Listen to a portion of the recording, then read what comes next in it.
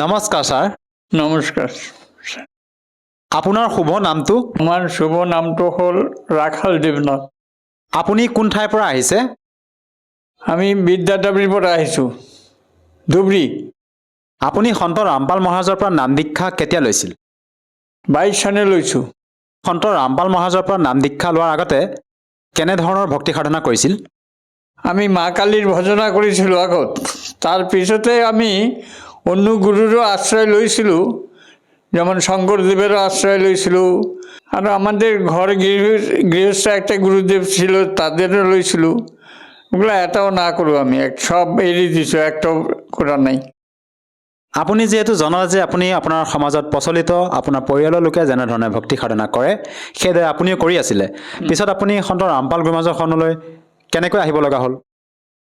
আহিব লগা হ'ল, আমার এক নাতি ওরা গেছিল এই লাইনে জানতো, ওরা শিখছিল, শেখার পিছত আমারে কইছিলে যে দাদু আপনি, আমি তখন খুব রোগাক্রান্ত, তখন আমি কলো যে ঠিক আছে রে, আমি তো অনেক নেশা পেশা খাই, পান খাই, সিগারেটও খাইছোঁ, দুই একটা না খাওয়া না হয়, তো এনেকুৱা আমি চলে আসিলোঁ। তারপরে যখন ও কোলে আমাকে, তখন আমি কলো যে দেখ আমার তো নেশা পেশা আছে, এগুলো এড়িবার পারিব না পারিব সেটা পিছতে কম। পরে একবারে যখন যাওয়ার পথে আমি পড়ে গেল, তেতে আমি কলো যে নে আমাকে নাম দীক্ষায় লয়ে দে, যদি ভাল হও তা হোম। তারপরে আমাকে গাড়ি করে লই গেল তাতে ফালাকাটায় লওয়ার পিছত আমাকে নাম দীক্ষা তাতে লওয়ার পিছত সব এড়িয়ে দিছু, কোনো নেশা নাই, মাছ মাংস কোনো কিছু খাওয়া নাই, আমি সব এড়িয়ে দিয়ে এখন নিরামিষ 4টা যা জোটে খাই। আৰু আমি শুনিছোঁ যে সন্ত ৰামপাল মহাৰাজৰ পৰা নাম দীক্ষা লোৱাৰ পিছতে বিভিন্ন প্ৰকাৰে লাভ পাব পাৰি। আপুনি তেখেতৰ পৰা নাম দীক্ষা লৈ কেনেধৰণৰ লাভ পাইছে? আমি ভালো লাভ পাইছোঁ, এখন এতিয়া বাঁচি আছোঁ যখন আমি এখনো ভালো আছোঁ।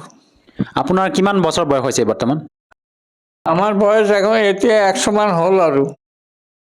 ছাৰ, আপুনি মত ব্যক্ত কৰিছে যে আপুনি বৰ্তমান 100 বছৰত ভৰি দিছে।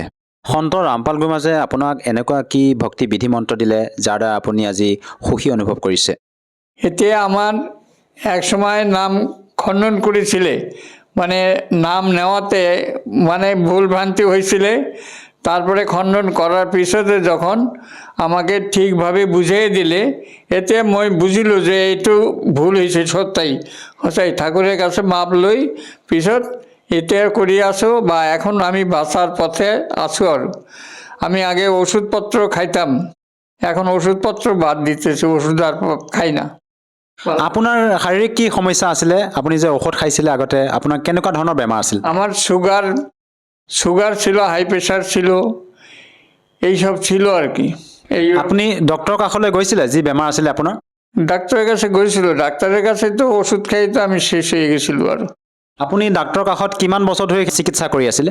2-3 বছৰ কৰেছিল, তাৰ পিছত আৰ ভালো হওয়াৰ আশা আসলে না হয়। আপোনাৰ চুগাৰ বেমাৰৰ উপৰিও আৰু অন্য কিবা বেমাৰ ৰোগ আছিলনে? বাত আসছিল, তাৰপৰে সৰ্দি কাশিও আসছিলে। আৰু বৰ্তমান সেই বেমাৰবিলাক সম্পূৰ্ণৰূপে ঠিক হ'লনে? মোটামুটি ভালো আছো। আৰ বৰ্তমান আপুনি কোনো ধৰণৰ নিচা সেৱন নকৰে? এখন সব এড়িয়ে দিছো স্যার, দিয়ে পিছতে এখন চিন্তা করেছো যে ঠাকুর তুমি যদি রাখো না রাখো আমাকে নিয়ে যাও, আমি আর থাকতে চাই না, এইভাবেই এখন রাখিছে আমাকে। আপুনি যিহেতু সন্ত ৰামপাল মহাৰাজৰ পৰা নাম দীক্ষা লোৱাৰ পিছতে আপুনি বিভিন্ন প্ৰকাৰে লাভ পালে, আৰু বৰ্তমান আপুনি 100 বছৰত ভৰি দিলেহি, তথাপি আপুনি শাৰীৰিকভাৱে সম্পূৰ্ণ সুস্থ। আৰু যিসকল দৰ্শকে আপোনাক টিভি স্ক্ৰীণত চাই আছে তেওঁলোকক আপুনি কি বাৰ্তা দিব বিচাৰে যাতে তেওঁলোকেও সৎভক্তি কৰি আপোনাৰ দৰে সুখী জীৱন অতিবাহিত কৰিব পাৰে? আমি সন্ত রামপালজির কাছে নাম দীক্ষা লই যেটু লাভ পাইছো, আমি আপনাদেরও সেটাই কব যে আপনালোকে তার নাম দীক্ষা লই আপনারাও সুখী হোক। ধন্যবাদ থাকিল। সাহেব।